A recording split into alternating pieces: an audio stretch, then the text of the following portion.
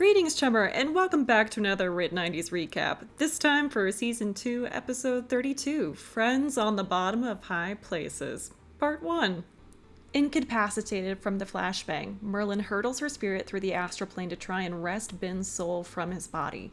After a brief contest of will, Ben's spirit is forced out of meat space and his body crumples, unconscious on the hoverboard.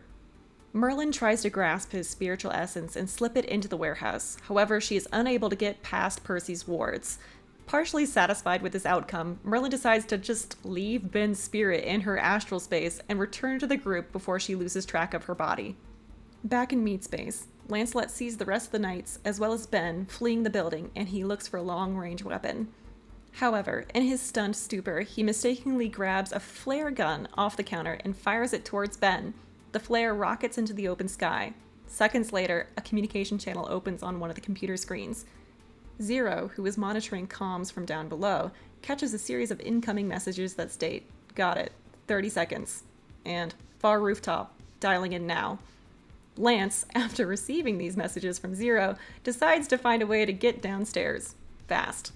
As Percy quickly rappels down the building, she catches a glint of light bouncing off the barrel of a chrome silencer. She barely sees the fourth member of the Wolf's team, Saint, stretched out behind a long rifle up in the rooftop garden several buildings down, before Percy realizes what's coming her way. Channeling all her magic to her legs, Percy starts to run across the wall perpendicularly, using the tension of the climbing rope to steady her. As she runs, a flash of blue light streaks across the open street, singeing the shoulder of her jacket. Percy swings her way to the ground, swearing under her breath, before looking up to see Saint roll out of view. She then frantically whips out her comlink and messages Arthur to see when they're arriving.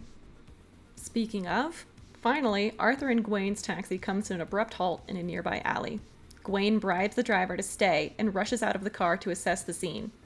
He sees Merlin and Percy amidst the firefight in the street, Zero using his car as a blockade against Knight Errant, and Ben's body mid-air atop the hoverboard, before finally seeing Lance's form lingering in the battered apartment 6 stories up. After receiving no verbal response from their comlinks, he starts to wave Lance down. Lance shouts at him, pointing at Ben's hoverboard, and not having much context, Gwain attempts to fire a few rounds into the board, but fails as his gun jams. Back in the apartment, Lance realizes that his only way down is to take the stairs. He ducks through the door and into a hallway full of terrified apartment dwellers. Using his commanding presence, Lance attempts to reassure the people that everything is under control and that they would be safer inside. However, a small throng of people find comfort in his calm confidence and decide to follow him down the stairwell anyway, more and more people joining as they descend. As Knight Errant and the rest of the Wolf's gang draw near, Arthur sends Terry, the taxi driver, a rendezvous point and implores him to stay out of sight. Terry is strangely excited to be involved in the criminal element, but Arthur brushes off that concerning development to reform Excalibur into a railgun. Saint, from her new perch, fires another mote of blue energy across the street and into Merlin's shoulder. Merlin, who was still unconscious, wakes up to searing pain and channels her magic into a crude and reckless shield. Above the street, the hoverboard continues its escape and zips out of sight with Ben's body in tow. Down on the street, Arthur channels his consciousness into Excalibur and allows Lake to help him locate Saint on the nearby rooftop. With the sights set, he returns fire with the railgun, clipping the side of Saint's helmet before the metal projectile ricochets off and into the side of the next building. A small explosion blooms, followed by sparks of electricity as the power grid begins to falter. Arthur wakes himself up and, realizing that Saint's still up, sends an urgent message telling the group to get out of the street. The Neon Knights heed this call and sprint towards the alley. Lance, wading through a crowd of people, encourages them to once again stay inside and wait for help before running after Percy, Arthur, and Gwain. In the shadow of the alleyway, the group attempts to make a stealthy escape. However, Knight Errant's cruisers have since broken through Zero's blockade. As their officers clamber out of the vehicles towards the alley, one makes eye contact with Arthur. Before they can pursue, a shadowy figure leaps onto the ground before Knight Errant. The figure, wreathed in a cloak of matrix distortion, reaches out with a set of large metal claws that clamp around Betty's remains. A Knight Errant officer cries out in shock as he recognizes the wolf. Arthur and Gwain look behind to see before another flashbang blasts through the alley, blinding the pair. Lance scoops up their bodies, drops down his visor, and attempts to record as the wolf disappears as quickly as he appeared.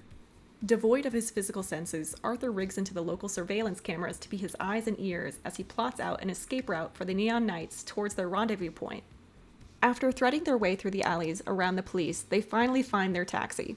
Percy shoves Merlin and Gawain in the cab as Arthur prepares to hide and find a different ride that will accommodate Lance's stature. Marking Lance's visor, the pair pore over Gawain's shared contacts and eventually decide to ask Scratcha for a favor. Hedgehog is surprised to hear from Lance, but agrees to give them a lift home from their day of drinking. Not wanting to be too much of a liar, Lance tells Arthur to chug a flask of whiskey while they hide out in a convenience store. Percy calls her dad, Philip, to have him grab a truck and meet them at the docks before texting the rendezvous point to Zero, who was doing damage control with Knight Errant.